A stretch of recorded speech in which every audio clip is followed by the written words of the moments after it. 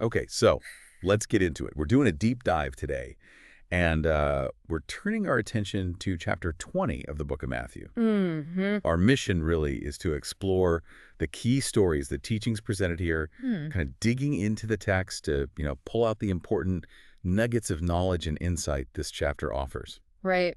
In Matthew 20, it's interesting because it isn't like reading one single continuous story. It feels more like a collection of distinct, but I think fascinating moments. You've Yeah. got a parable, a really stark prophecy, an interaction about ambition, leadership, and then a powerful healing.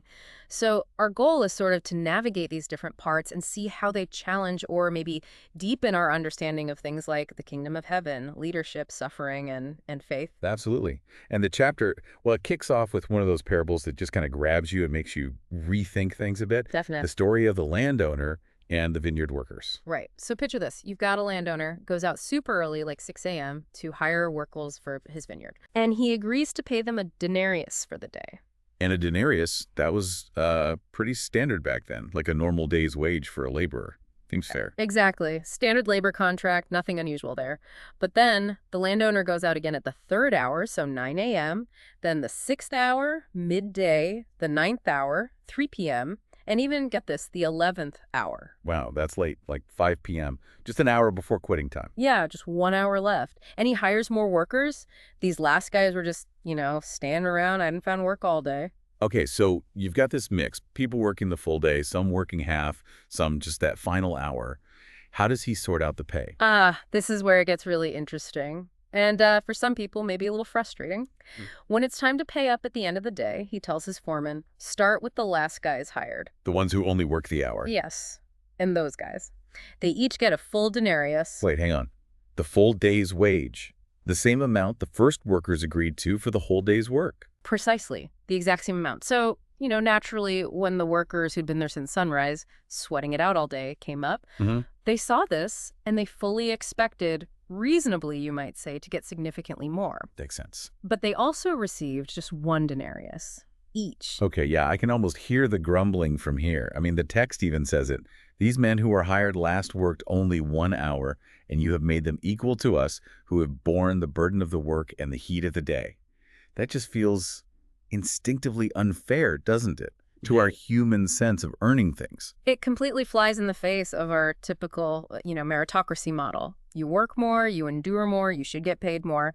That's how we tend to think fairness operates. Right. But the landowner's response, that's really the core insight here. He says to one of them essentially, friend, I'm not being unfair to you. Didn't you agree to work for a denarius? That was our deal. He did hold up his end of the bargain. They agreed on the wage. He paid it. Well, No deception there. exactly. And then he lays bare the deeper principle that's really at play. I want to give the man who was hired last the same as I gave you. Don't I have the right to do what I want with my own money? Or, and this is the key part, are you envious because I am generous? So it shifts the focus. Yeah. This isn't really about labor economics as we understand it. It's framed as a picture of the kingdom of heaven. Precisely.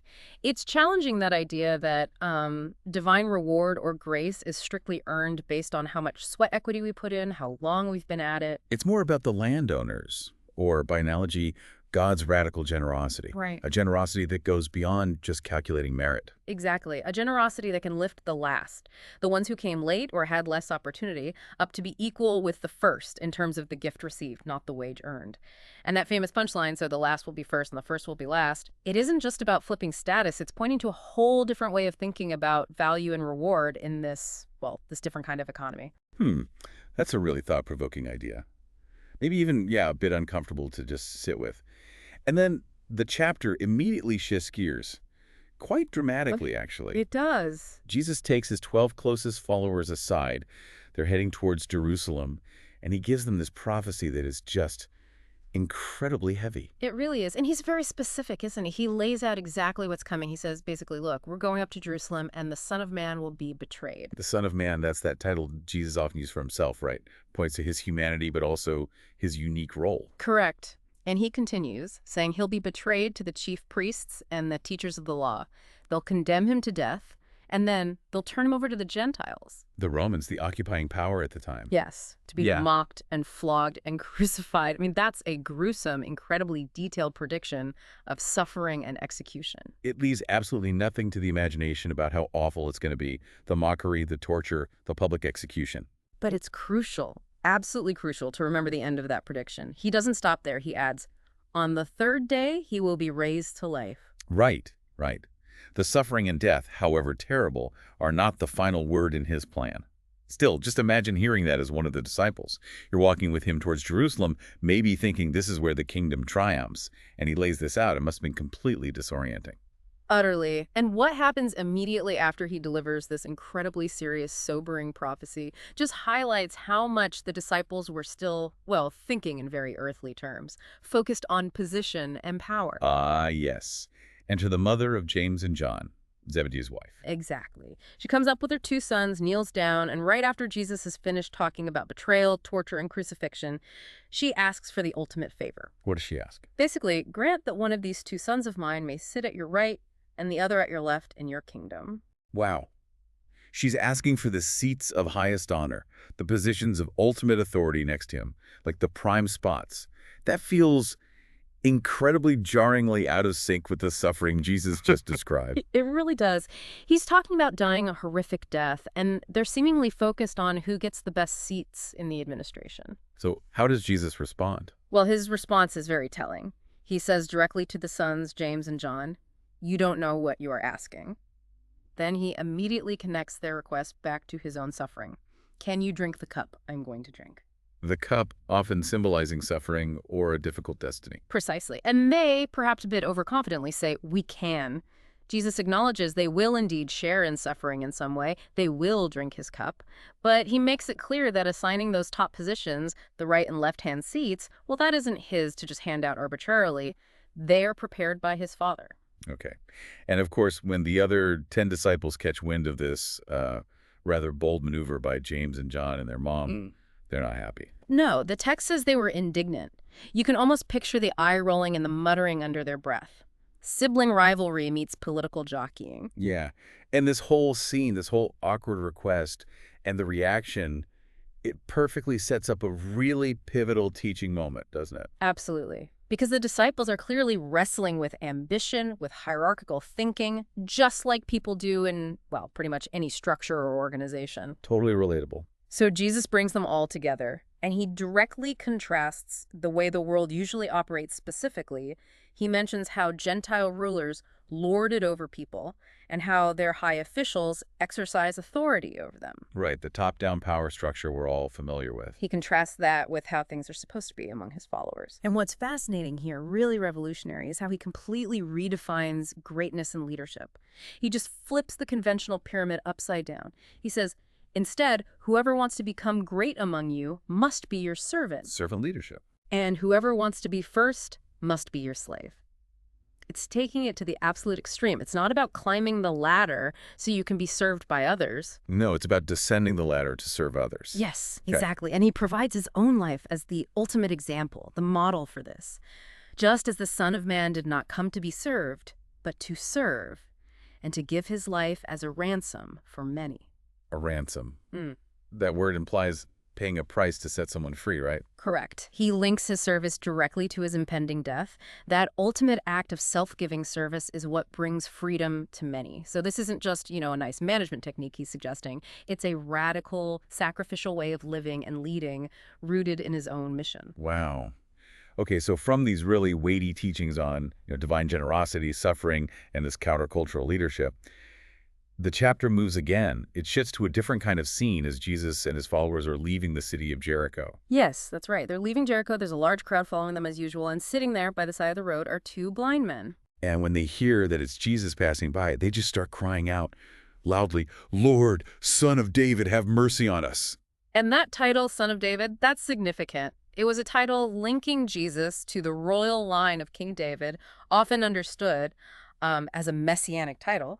They're recognizing something special about him. But the crowd isn't having it. No, the crowd actually tells them to be quiet. They rebuke them, try to silence them. Maybe they saw them as, a nuisance, bothersome, maybe unimportant in the grand scheme of things. But what stands out here is the reaction of the blind men.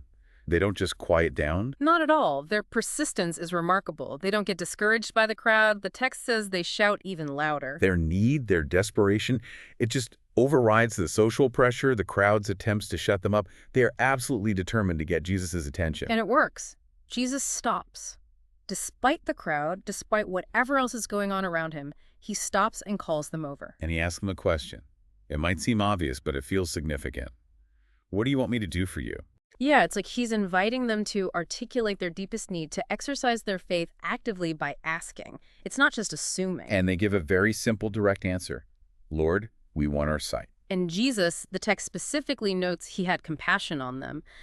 He touches their eyes, and immediately they receive their sight. An instant, powerful healing. Yes. And the powerful conclusion to that little story, they follow him. It's this clear demonstration. Persistent faith in the face of opposition, Jesus' immediate and compassionate response to that desperate need, and then this resulting transformation that leads people to actually follow him. So, okay, we've navigated through Matthew 20 now. We started with that parable of the generous landowner, the one that really challenged our human sense of fairness and explored this idea of divine grace. Mm-hmm.